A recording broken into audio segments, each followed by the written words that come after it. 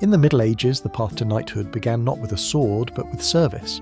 Before the armour, before the titles, every knight was once a squire, and every squire a boy in waiting, training not only in combat but in patience, loyalty and endurance. Squires were typically boys of noble birth, often the sons of knights or lesser lords. Around the age of 7, they began as pages, learning manners, reading, music, and the basics of courtly life. But around age 14, their training would shift.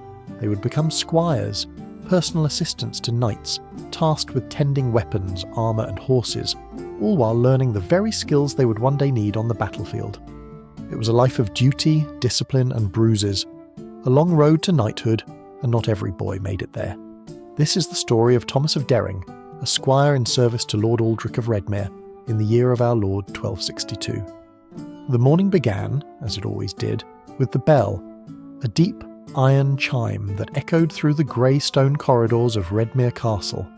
The sound rolled across the sleeping valley and stirred the servants and stable hands from their beds. Among them was 15-year-old Thomas of Derring, already up and lacing his boots with cold fingers. He had been a squire for nearly 2 years, apprenticed to Lord Aldrich, a stern, battle-worn knight who had once ridden at the siege of Caerwith, and bore the scars to prove it. Thomas was the third son of a lesser noble, too far from inheritance to own land, but noble enough to serve. Becoming a knight was his only true path forward. He dressed quickly in his rough-wool tunic and hose, splashed his face with cold water, and made his way to the stables. His first task, always, was Garin, Lord Aldrich's destrier, a massive warhorse with a grey coat and a temper to match his size. Thomas brushed him carefully, speaking in a low voice as he worked. Garin tolerated few hands. Thomas was one of them.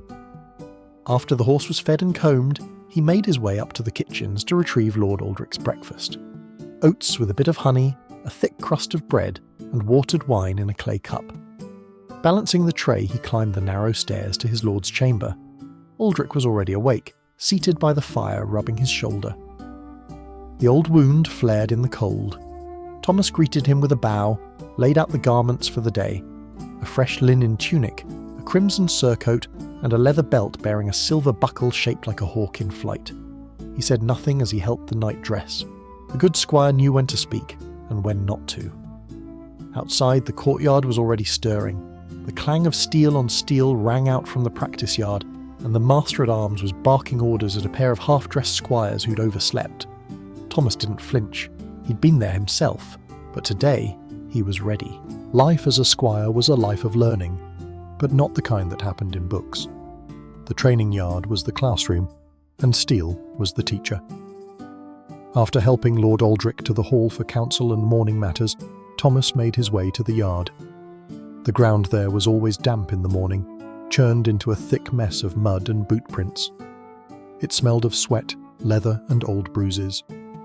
By the time the sun crested the eastern wall of the castle, the squires were already lined up, wooden practice swords in hand. A knight needed to master many weapons: the longsword, the lance, the dagger, and sometimes the axe. But for squires, training began with discipline and form. Under the watchful eye of Sir Raynar, the master-at-arms, the boys practiced striking, blocking, and footwork until their arms burned and their tunics clung to their backs. Thomas's arms ached after just 15 minutes, but he pressed on. A squire's pride wasn't in showmanship. It was in silence, in persistence. He had learned early that the ones who groaned the loudest were often the first to fall when it came time for real sparring. After weapons drills came the lance. Not every castle had the space or horses for a tilting yard, but Redmere had both. The squires took turns mounting smaller palfreys, gentler than destriers but sturdy enough to train with, and aimed blunted lances at a spinning target known as a quintain. Miss the mark and the arm of the device would swing around and knock you clean off the saddle. Thomas didn't miss. Not today. By mid-morning, his tunic was soaked through. His knuckles were raw where they had blistered, and he had a bruise blooming on his ribs from a poor parry against one of the older boys. But still, there was no rest. Squires were expected to serve at every level of knighthood, not only in battle, but in the dull, heavy tasks that filled the space between. Thomas carried armour to the smithy for repairs, fetched water for the garrison squadrons, and assisted the castle's herald in polishing the family arms. In the quiet moments between tasks, he would sneak glances at the knights, the way they carried themselves, the ease in their stride, the stories they told by the fire at night. One day, he told himself, he would sit among them. But for now, there were helms to scrub, saddle straps to mend, and practice swords to carry.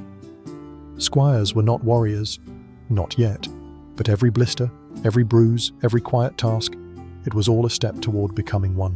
By the time the training and chores had ended, the sun stood high above Redmere's towers.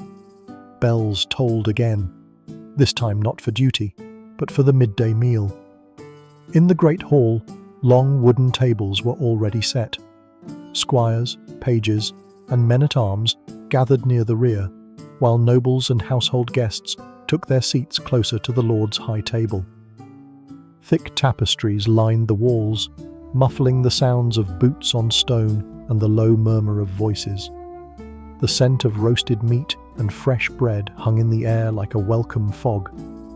Thomas stood behind Lord Aldrich's chair, straight-backed, hands clasped neatly behind him. He would not sit. Not yet. As a squire, his place was to serve. He poured the wine, sliced the bread, and kept an eye on the platter of venison. If his lord wanted more, Thomas had to be there before the request was spoken. That, too, was part of his training, anticipating needs, reading gestures, remaining silent unless spoken to. At first glance, a squire at the table might seem no different than a servant, but those who knew better understood the truth. The great hall was another battlefield, one of manners, politics, and status. A single misstep, an untied strap or spilled goblet, could cost a squire his reputation and delay his path to knighthood. As the meal progressed, Thomas listened closely. Lord Aldrich spoke of land disputes and rising tensions with the neighbouring barony. He gestured with his knife as he told tales from the Breton campaign, stories Thomas had heard a dozen times, but always studied for detail. Every knight had scars, but not all of them came from war.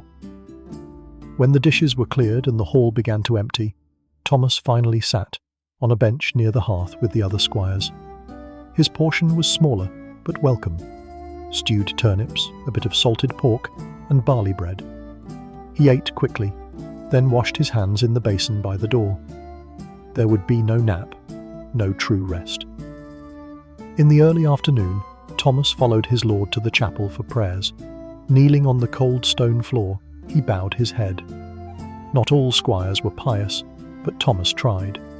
After all, many knights had died praying for their souls on the eve of battle, and many more never got the chance. From there, the day continued with more quiet duty. He helped the steward inventory stores in the larder, fetched parchment for the castle's scribe, and returned to the yard to collect broken shafts and dulled blades for repair. The sun was beginning its descent when a trumpet sounded at the gate. A traveller, perhaps a messenger, or a knight returning from patrol. Thomas turned instinctively toward the sound, already preparing to open the doors, to take the reins, to offer water or whatever else might be required. Because that was the heart of a squire's life. To be ready, always watching, always waiting. Not for glory, not yet, but for the chance to earn it.